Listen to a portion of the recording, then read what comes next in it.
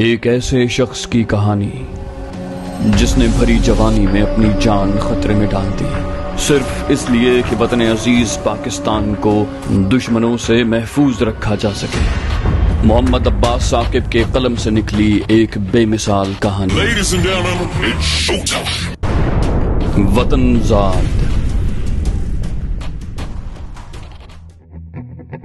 ज़हीर मुझे झंझोड़ कर न उठाता तो मैं अगली सुबह तक सोता रहता। बाहर फैली गहरी तारीकी शब के गलबे का ऐलान कर रही थी। सामने रखी मेज पर खाना रखा था।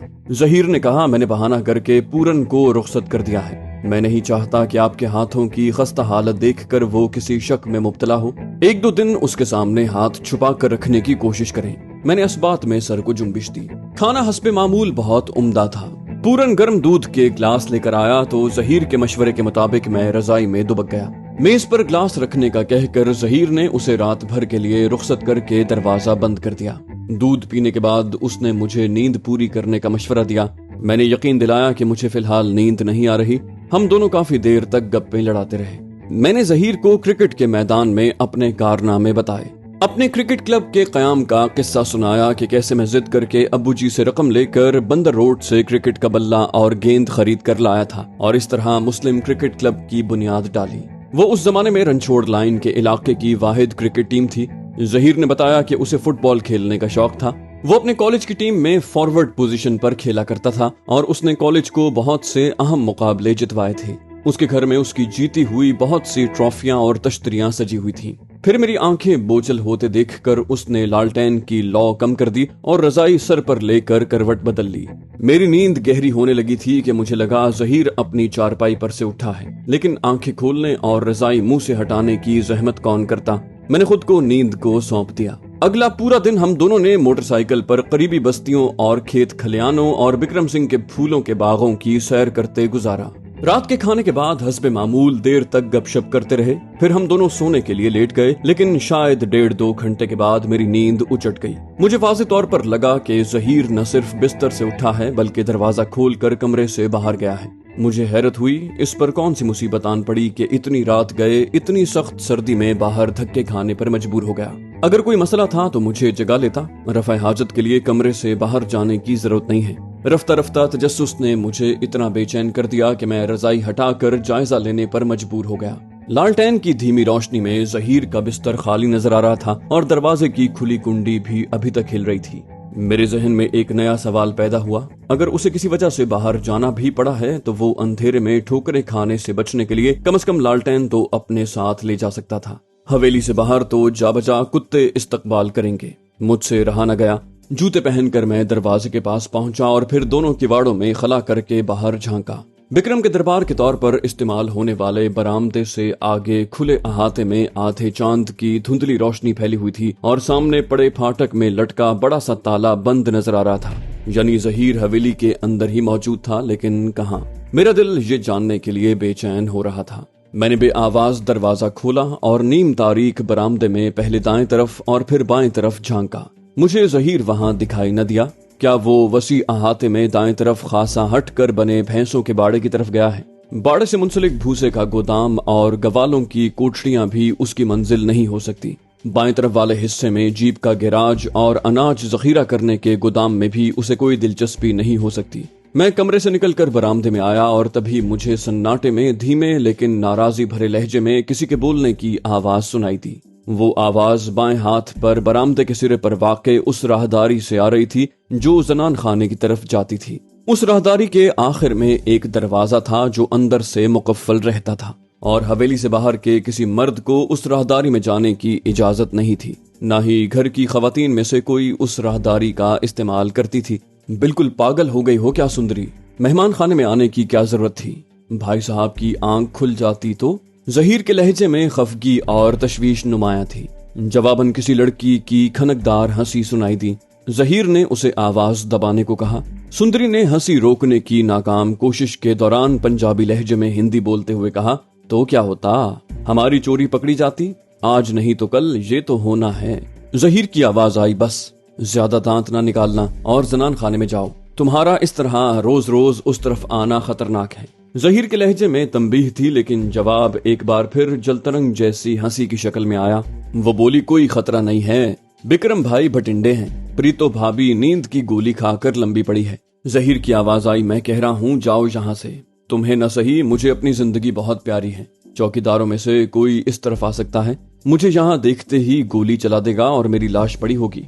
सुंदरी ने हल्की सी चीख मारी, बोली, वाहे गुरु की पनाह, ये तुमने कैसी बात की जहीर, मैं न मर जाऊं तेरी जगह। सुंदरी की जबान से जहीर का असल नाम सुनकर मुझे हैरत का झटका लगा। उन दोनों का ताल्लुक मेरे अंदाजे से ज्यादा गहरा लग रहा था। जहीर ने उसे खतरे का एहसास दिलाकर एक बार फिर जाने को कहा। वो बोली, अच्छा जाती हूँ, लेकिन वादा करो तुम कल परमिंदर बुआ के कमरे में मुझे मिलने आओगे। मैं रात ढले जनान खाने का दरवाजा खोल दूंगी।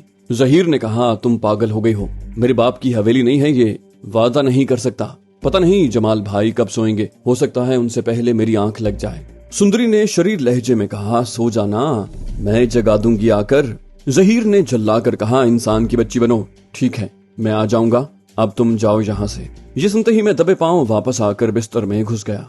हैरत के साथ साथ मुझे तशवीश भी हो रही थी। ये अंदाजा लगाना तो मुश्किल नहीं था कि ये सिलसिला काफी अरसे से चल रहा है, लेकिन क्या जहीर को अंदाजा नहीं कि इस दास्ताने इश्क का नतीजा कितना खतरनाक हो सकता है। और उसने न सिर्फ अपना बल्कि मेरा असली नाम भी उस मोहतरमा को बता रखा है। क्या ये कोई मुनासिब हरकत है? मुझे जहीर से थोड़ा गिला तो महसूस हुआ, लेकिन उन दोनों की बाहमी मोहब्बत की सच्चाई और गहराई महसूस करके दिल ही दिल में खुशी भी उमड़ रही थी। शायद उनका रिश्ता इस कदर खरा और खालिस है कि मनो तू का फर्क बेमानी हो गया है। ये खुशमिजाज लड़की तो मेरे भाई के प्यार में सचमुच दीवानी हो गई है। इस असना में जहीर वापस आकर अपना बिस्तर संभाल चुका था। मैंने उसे शर्मिंदगी से बचाने के लिए किसी मुनासिब वक्त पर बात करने का फैसला किया और दोबारा सोने की कोशिश करने लगा। अगला दिन बगैर किसी खास वाक़े के गुजरा।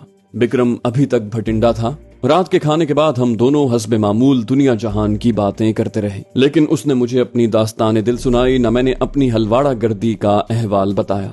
फिर मैंने वक्फे से कई जमाइयां लेने के बाद नींद की वादी की सैर को जाने का ऐलान किया और रजाई मुंह पर डाल दी। मैं वाकई सोना चाह रहा था, लेकिन दिल में कहीं पोशीदा हैजान ने मुझे जगाए रखा और मैं मुंह ढांपे लेटा रहा। लगभग 1 घंटे के बाद मैंने जहीर की रवानगी के आसार महसूस किए। मैंने एक तरह से इत्मीनान का सांस लिया और वाकई सोने का इरादा किया, लेकिन एक अजीब से इज़्तिराब ने मुझे घेर लिया और मैं फौरन उठ बैठा। मुझे इस ख्याल ने बेचैन कर दिया था कि दिल के हाथों मजबूर होकर सही जहीर जो कुछ कर रहा है वो आग से खेलने के मुतरादिफ है। वो चाहे मुझसे राजदारी बरत रहा हो, मैं उसे अकेला नहीं छोड़ सकता। हो सकता है मैं किसी खतरे की सूरत में उसे बचा सकूं। उसे गए 2 मिनट भी नहीं हुए थे कि मैं भी उसके पीछे चल दिया। हस्बे तवक्को बरामदे में सन्नाटे की हुक्मरानी थी। मैं तेजी से राहदारी की तरफ बढ़ा। वहां बिल्कुल घुप अंधेरा था, लेकिन अब मैं सुस्त रफ्तारी का मुतहम्मिल नहीं हो सकता था। मुझे पता था कि हवेली के जनान खाने में पहुंचने के बाद उस परमिंदर बुआ का कमरा तलाश करना मुसीबत बन जाएगा। जनान खाने का दरवाजा धकेलते ही खुल गया। मैंने अंदर कदम रखा। मेरी नजरें तेजी से जहीर को ढूंढ रही थीं। सामने एक कुशादा सहन था जहां धीमी चांदनी में मुझे जिंदगी के कोई आसार दिखाई न दिए। दाएं तरफ एक बावर्ची खाना और उसके साथ 2 कोठरियां बनी हुई थीं, जो मेरे अंदाजे के मुताबिक अशियाए सर्फ और बर्तन वगैरह रखने के काम आती होंगी। सामने बड़े से दालान में 3 दरवाजे दिखाई दे रहे थे जो उस वक्त खुले हुए थे। हवेली के बासियों की ख्वाबगाहों तक शायद उन्हीं दरवाजों से जाना पड़ेगा। खुदा जाने जहीर की मंजिल उनमें से कौन सा कमरा था। तभी मेरी नजर एक तरफ मौजूद जीने पर पड़ी जो ऊपरी मंजिल की तरफ जा रहा था। मेरे जहन में छन्नाका सा हुआ। ऐसी चोरी छुपे मुलाकातों के लिए चौबारा ही शोहरत रखता है। ऊपरी मंजिल पर मौजूद कमरा किसी जमाने में बिक्रम की फुफ्फी के कब्जे में रहा होगा। उसकी रुखसती के बावजूद वो अभी तक परमिंदर बुआ का कमरा ही कहलाता होगा, जो यकीनन उन दोनों की मुलाकात के लिए महफूज ठिकाना समझा जा सकता है। ये ख्याल मुझे इतना मौजू लगा कि मैं निचली मंजिल को सिरे से नजरअंदाज करते हुए जीने की तरफ बढ़ा और बेआवाज लेकिन तेज कदमों से सीढ़ियां चढ़ने लगा। अब मेरे दिल में खलबली मचाता खतरे का एहसास कुछ पुरसुकून हो गया था। जीने के आखिर में मुझे एक निस्बतन छोटा सहन दिखाई दिया जिसमें 2 कमरों के बंद दरवाजे दिखाई दे रहे थे। उन दोनों दरवाजों की निचली दर्ज से मुझे कोई रोशनी झांकती दिखाई न दी।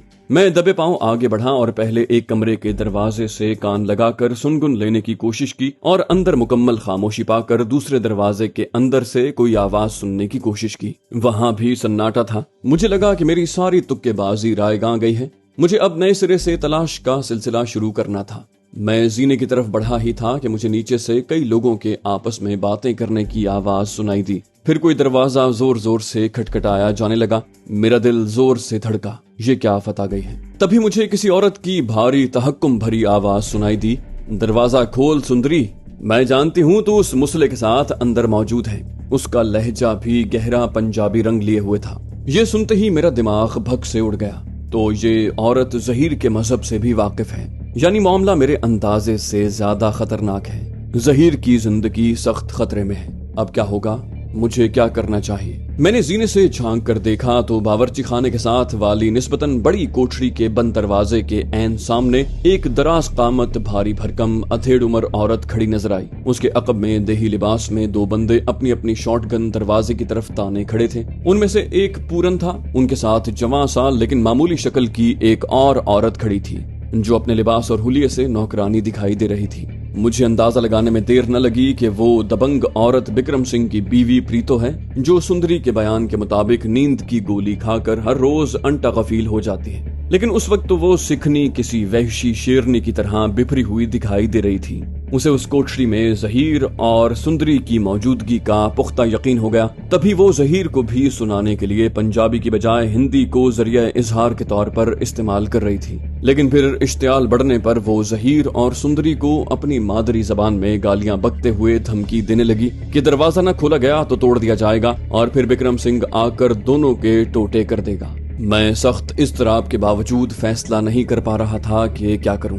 आखिर मैं इस नतीजे पर पहुंचा कि मुदाखलत की बजाय फिलहाल सूरत हाल का रुख देखना चाहिए। इसी असना में हुलिये से मुलाजिमा दिखाई देने वाली औरत चंचना कर बोली, सरदारनी जी एन ननू एंज समझ नहीं आनी, दरवाजा तोड़वा दो। लेकिन प्रीतो भाभी ने उसकी बात पर तवज्जो देने की बजाय छिड़क कर खामोश रहने का हुक्म दिया और दरवाजे की तरफ देखकर एक बार फिर गरजी, सुंदरी दरवाजा खोल वरना अच्छा नहीं होगा तेरे हक में। तभी मुझे अंदर से सुंदरी की आवाज सुनाई दी। वो बुलंद आवाज और ठोस लहजे में कह रही थी, भाभो मैनू अपनी कोई फिक्र नहीं, पर जहीर उत्ते हाथ चुकन तो पहला मेरी लाश गिरानी पवेगी तुहानू।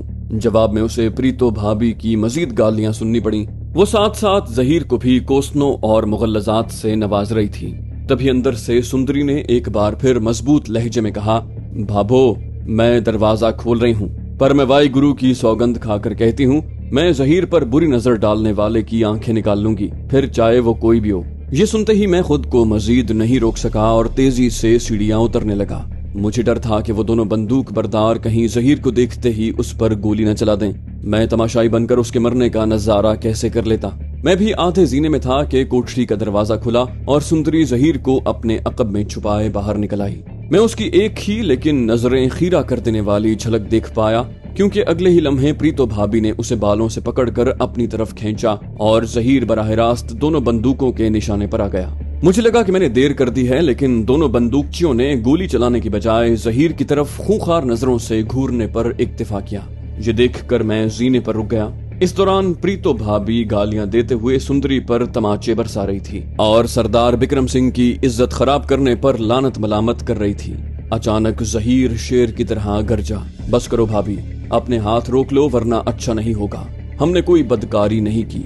जहीर के लहजे में कुछ ऐसी बात थी कि प्रीतो भाभी के बरसते हाथ साकित हो गए। तब सुंदरी भी सिसकते हुए बोली, सड़े प्यार लई गंदे शब्द न बरतो भाभो, वाहे गुरु दी सौगंध, मैं अपने वीर दी पग उत्ते कोई धब्बा नहीं लाया जे। इस पर प्रीतो भाभी ने मजीद गालियों के साथ ताना दिया कि एक मुसलमान से यारी लगाकर वो पहले ही अपना धर्म खराब करने के साथ अपने भाई की इज्जत भी तबाह कर चुकी है। ताहम इस दौरान उसने सुंदरी के बाल छोड़ दिए थे और हाँपते हुए खूनी नजरों से उसे घूर रही थी।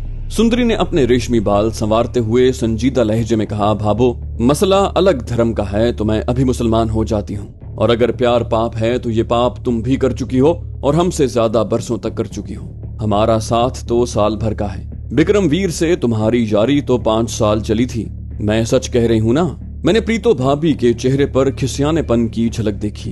वो बोली, हद्दों वद के गल्ला न कर कुड़िए, अपने वीर नु सुनाई अपनी ए प्रेम कहानी, ओ दसेगा तेनू सीधा रास्ता। इस मरहले पर जहीर ने मुदाखलत की, भाभी मैं शर्मिंदा हूँ कि मेरी वजह से आपको दुख पहुंचा, लेकिन हम दोनों दिल के हाथों मजबूर हैं। आप और बिक्रम भाई चाहे हमें जान से मार दें, लेकिन एक दूसरे की मोहब्बत हमारे दिल से नहीं निकाल सकते। मैं कुरान उठाकर यकीन दिला सकता हूँ कि हमारी मोहब्बत पाक है। इस मरहले पर मैंने दखल अंदाजी का फैसला किया और सीढ़ियां उतरकर उनके पास पहुंच गया। वो लोग मुझे देखकर चौंके, लेकिन मेरे चेहरे के संजीदा तासुरात ने उन्हें मेरी बात सुनने पर मजबूर किया। मैंने कहा, भाभी आप विक्रम भाई के हवाले से मेरे लिए भी इंतहाई काबिल इज्जत हैं। मैं जहीर को आग से खेलने से रोकने के लिए ही पीछे पीछे आया था। मैं आपकी बात मानता हूँ कि इन दोनों से नादानी सरजद हुई है। अगर ये एक दूसरे से प्यार करते हैं तो बदनामी मोल लेने की बजाय अपने बड़ों से अपनी पसंद का इजहार करना चाहिए। मेरे अल्फाज सुनकर प्रीतो भाभी के चेहरे पर कुछ नरमी झलकी। मैंने लोहा गर्म देखकर जरब लगाई, लेकिन बच्चे तो गलतियां करते ही हैं। उन्हें धर्म और जात का फर्क कम ही समझ आता है। मेरा ख्याल है इन्हें अपनी गलती की सजा मिल चुकी है। बाकी इनके नसीब का फैसला हमें भाई विक्रम सिंह पर छोड़ देना चाहिए। मेरी बात सुनकर प्रीतो भाभी कुछ सोच में पड़ गई।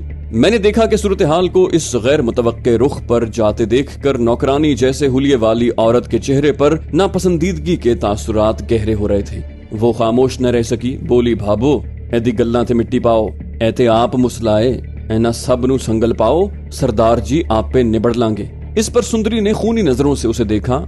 ए जस्सी मीसनी, मैनू खबर है सारी अग तेरी लाई हुई है, चिंता न कर, एहो जिहा मजा चखावांगी कि सब जसूसी भुल जावेगी। जस्सी ने मदद तलब नजरों से प्रीतो भाभी की तरफ देखा, लेकिन उसे कोई तवज्जो न मिली। ताहम उसकी पेश की हुई तजवीज जरूर भाभी के दिल को लगी। वो बोली, ये मेरे सर के साईं की इज्जत का सवाल है, मैं उसकी नाराजगी मोल लेने का सोच भी नहीं सकती। फिर वो दोनों बंदूक बरदारों की तरफ मुतवज्जे हुई। एना दोआं नू दूजी मंजिल वाले कमरे च बंद करके ताला ला दे, और पूरन तू बटिंडे जाके सरदार नू बुला के ला, पर उन्हां नू ਇਹ सारी गल नहीं दसनी। आखना सरदारनी जी दा हुक्म है, तुरंत चलो। प्रीतो सरदारनी के हुक्म पर आनन फानन अमल हुआ। पूरन गालिबन कुछ ही देर में विक्रम सिंह को बुलाने के लिए भटिंडा रवाना हो गया और मुझे जहीर के साथ उनमें से एक कमरे में कैद कर दिया गया, जिसके दरवाजे से कुछ ही देर पहले मैंने कान लगा रखे थे। जहीर किसी गहरी सोच में नजर आ रहा था। मुझे मानी खेज नजरों से देखते पाकर वो कुछ खिसियाना सा हो गया। मैंने मुस्कुराते हुए कहा, भाई कश्मीरी रांझे, अपने इश्क के चक्कर में हाथ पैरों में जंजीरें तो डलवा दी हैं, अब जरा ये सारी कहानी खुलकर सुना दो तो मेहरबानी होगी। वो कुछ देर खामोश रहा, फिर धीमे लहजे में बोला, मैं हद से ज्यादा शर्मिंदा हूँ, मेरी वजह से आप खामखा इस चक्कर में फंस गए। मैंने मसनूई झुंझलाहट के साथ कहा, बातें न बनाओ यार, इसी उम्र में हूँ और ये खेल मेरे लिए अजनबी नहीं है। मुझे शर्मिंदगी या सफाई नहीं, इस सारे चक्कर की तफसील चाहिए। कश्मीरी, परदेसी, मुसलमान और महजमाल सिखनी के इश्क की ये कहानी कैसे शुरू हुई और कब से चल रही है। कुछ देर सोच में गुम रहने के बाद उसके लबों पर मुस्कुराहट फैल गई।